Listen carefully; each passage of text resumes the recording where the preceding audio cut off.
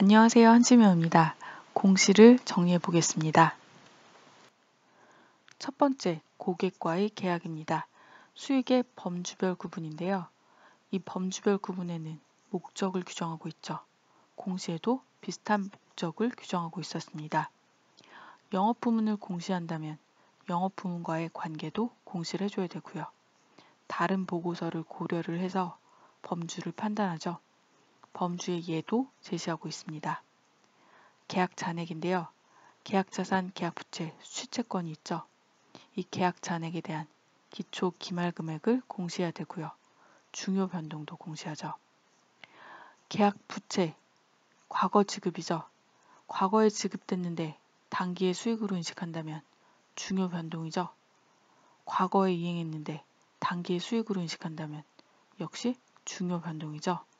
대표적인 예가 가격 변동이 있었죠. 그리고 이행 시기, 지급 시기와 계약 자산, 계약 부채는 관계가 있었죠. 이 수행 의무에 대한 이 관계를 공시해 줘야 되죠. 그리고 계약 자산, 계약 부채에 유의적인 변동이 있다면 공시를 해줘야 됩니다. 다음은 수행 의무입니다. 수행 의무의 이행 시기, 지급 조건, 재화나 용역이 이전되는 특성, 특히 대리인을 공시해 줘야 된다고 말씀드렸죠. 그리고 반품, 환불, 보증 의무를 공시를 해주죠. 나머지 수행 의무인데요. 나머지 수행 의무에 배분된 거래 가격과 이 거래 가격의 수익인식 예상 시기를 공시하죠. 거래 가격에 포함되지 않은 대가가 있다면 그 이유도 공시를 해줍니다. 대표적인 예가 변동대가 추정치의 제약이 있었죠. 이 나머지 수행 의무에 공시제외 간편법이 있죠. 최초 예상 존속기간이 1년 이내인 경우, 청구 기준 진행률을 적용하는 경우 공시제외를 할 수 있죠.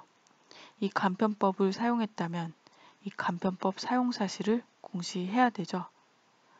다음은 유의적인 판단과 그 판단의 변경입니다. 이행 시기에 대한 판단을 하죠.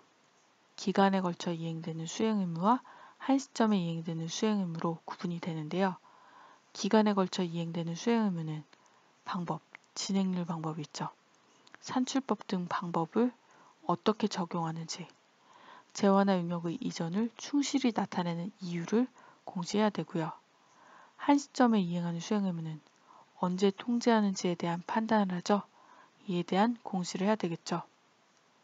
거래 가격의 산정 및 배분에서도 판단을 하죠. 이 판단에 사용한 방법과 투입 변수와 가정에 대한 정보를 공시합니다. 3단계 거래 가격의 산정, 4단계 배분, 적용 지침에 대한 판단 내용들이 기술되어 있었죠. 다음은 계약원가 자산입니다. 계약 체결원가 자산, 계약 이행원가 자산이죠. 이 자산을 산정하면서 내린 판단과 상각 금액의 산정 방법, 이 자산의 기말 잔액과 상각 손상 금액을 공시합니다. 실무적 간편법을 사용했다면 사용 사실을 공시해야 되죠.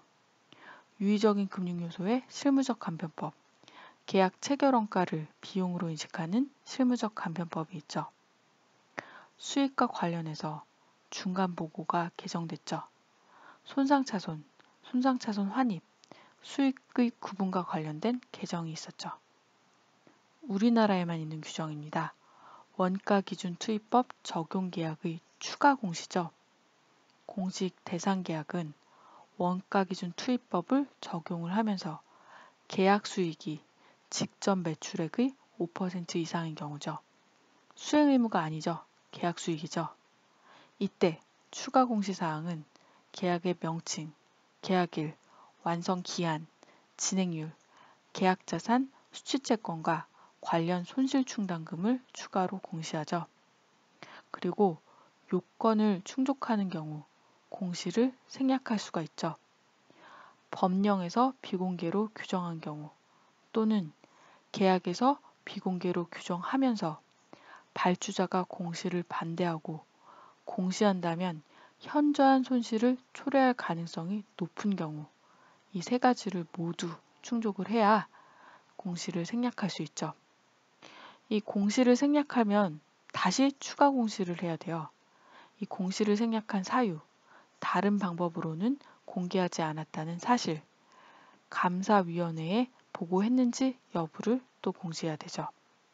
그리고 계약자산 수취채권과 관련 손실충당금의 공시를 생략했다면 영업 부문에 공시를 해줘야 됩니다.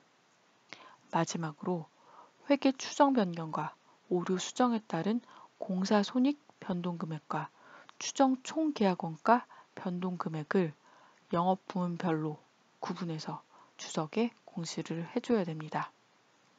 여기까지가 공시였습니다. 감사합니다.